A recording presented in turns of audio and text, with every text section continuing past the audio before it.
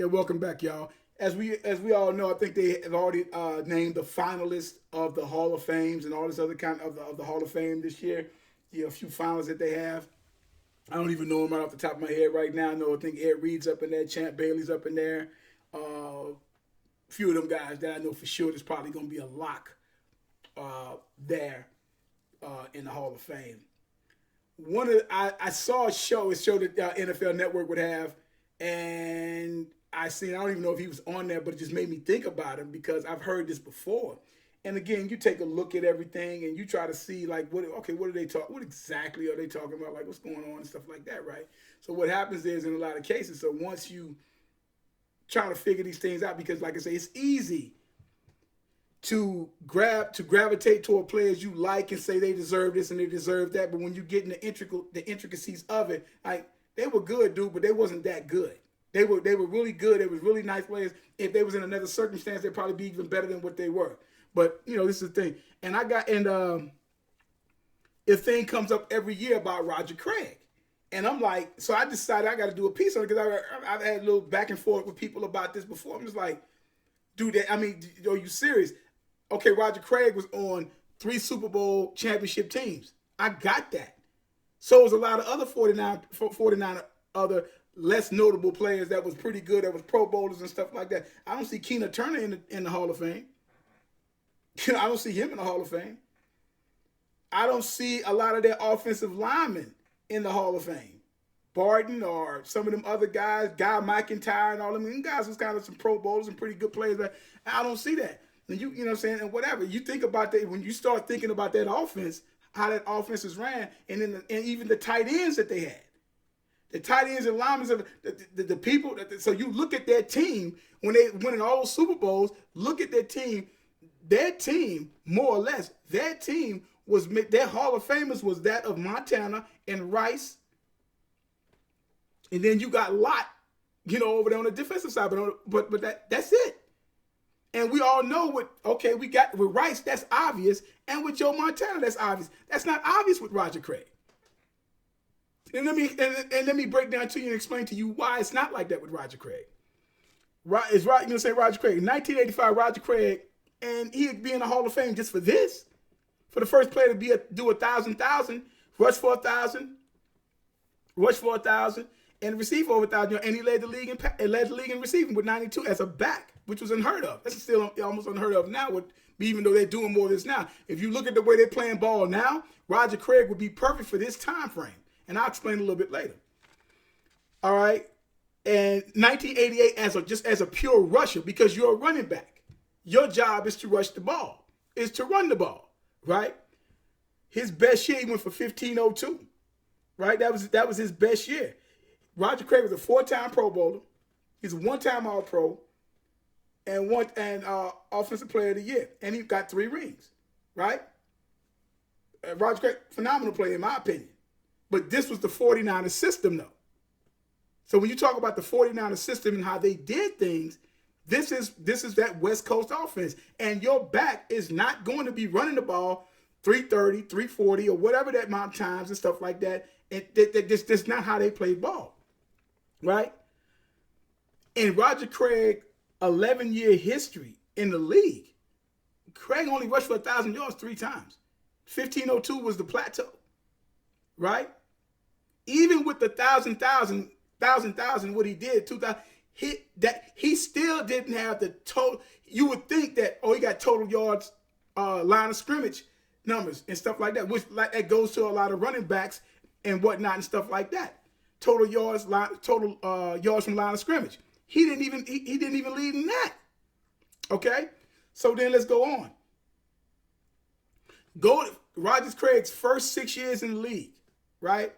And Craig said he rushed for 5,571 yards and 43 touchdowns. That is 4.3 yards a carry, right? That's what he had in his first 6 years in the league, right? That's from 23 to, I think from 23 to 27, 23 to 28 or something like that. His last 5 years in the league, Roger Craig rushed for 2,006 yards, 13 touchdowns. By age 29, he was basically done. his average was his average was 2.79 yards a carry. Now he had a overall total for his whole career, 17 receiving touchdowns. And he was nice coming out the backfield. That high knee action and everything. Roger Craig only got the ball one time over 300 times as far as rushing the ball. Again, he's a victim of circumstance because that's where it was. Why do you think, and I had to explain this to somebody because this particular I'm getting ready to mention now, why do you think Ricky Waters left the San Francisco 49ers? He left the 49ers for this very exact reason right here. Because he knew he wasn't never going to be that guy to get 15 and 14 and 16 and 18 and 1,900 yards, which is what he wanted to do. That's why he left. Otherwise, he could have stayed right there at the 49ers and probably got some more rings. Possibly. But he wouldn't have had that. His career, and the reason why I'm talking about one of the top players is never in the Hall of Fame, Ricky Waters is another one. So you look at, like I said, first 6 years in the league, a 4.3 yard average. His last 5 years in the league, 2.79, dude. That's not legendary status. 3,000 yard, only 3,000 yard performance. That's not the status. Now, again, like I was saying, if Roger Craig is playing it today, because now, Tyreek Hill, all pro first team flex. What the hell is that? Christian McCaffrey, he's a flex. What is that? You know what I'm saying? Because they've taken the fullback out. So the flex is a guy that does, he catches a little bit. He does it. So Roger Craig would fit in fine in today's NFL if that was the case, because that's what they're doing now, because it's all about scheming everything now, obviously. But that's what I'm talking about. It's like too much, just not the era. He was in his contemporaries. He's not close. He's not there in that. You know what I'm saying? But that's what I'm saying. It's never no disrespect to Craig. I mean, if Craig could have stood up there and carried the ball 280 times, 300 to 320 times, I guarantee you Craig would have probably been one of the top rushers of all time. But he's not. And he doesn't have Hall of Fame numbers. I think he has something like 56 touchdowns, 56 rushing touchdowns in 17. So he doesn't even have 80 touchdowns. So that's my thing, so for anybody that has anything to say about with Roger Craig, I'm like, dude, I'm going to just look up the stats. I mean, that's it. I watched Roger Craig. Roger Craig was great. He has one of the greatest runs of all time against the Rams. He had it all. He had the full package. But he wasn't in the offense that was going to allow him to rush the ball that many times a game. It just didn't happen. That showed, and that's what I'm saying. He is another one of those players from a team like that who has a system in place where other individuals, is only going to be a couple of individuals that's going to come out of that, and that's going to be a quarterback and a wide receiver. Where's the other Hall of Fame? Where's the other Hall of Fame lineman in there? You don't see him. Where's the other Hall of Fame back? You don't see him. Where's the Hall of Fame tight end? You don't see him. Rice, Montana. On the defensive side of the ball, you got Ronnie Lott. Everybody else is really good, but Carlton Williams. Eric Wright. Eric Wright. Them guys are not in the Hall of Fame. And those guys were good. They're not in the Hall of Fame. So if you want to try that argument, because the whole argument with him, but they got rings too. And they were Pro Bowlers too. But they wasn't one of the top echelons for a 5 or 6, 7 year run, though. You have to look at the different runs that these guys make at that position.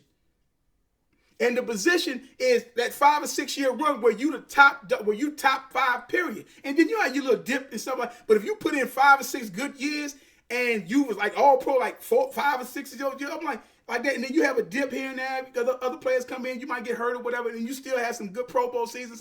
All that stuff adds in, and you get a championship here and that. Good. If Roger Craig could have had like a 12 and a 13 and a 14, he would be in there. He don't have that. Ricky Waters, I might even do one on Ricky Waters just to let you guys know. Don't have that. You had that 1 year where you did 15 and that was it. Like I said, Craig, 3 rings. He has 3 of them. So it's like, hey man, so you give kudos. I'm gonna give it up to the guy, but he didn't put up Hall of Fame numbers. That's the point. And just because you win championship doesn't put you in the Hall of Fame. And like I said, a lot of them other guys sit up there from Carlton Williams to Eric Wright, Ronnie Lott, You know, all them different guys that played back in the day. It's like that's on those teams that got 2 and 3 rings and stuff like that. Dwight Clark, you don't belong in the Hall of Fame. I don't care what the catch is, you don't belong in the Hall of Fame. You know what I'm saying? I'm like, that's just the reality of it when it comes down to Roger Craig. That's just the pure reality of it. All right, guys, check me out on Twitter. Check me out on subscribe to the channel. Hit that like button. Got any comments? Hit me now. Hit it below, and we'll go back and forth and stuff like that with it. Check me out on Twitter. Everything Football 62 on TuckMan 62. And you guys have a good one. This is my first time. I gave you like 4 shows. I might give you 4 more later on. I don't know, cause I know how I feel. But first shows of the new year and stuff like that. So we catch back with you later. Catch back up with you guys later. Like I said, there is no GOAT or no greatest of all time as long as time is going on. All right, you guys have a good one.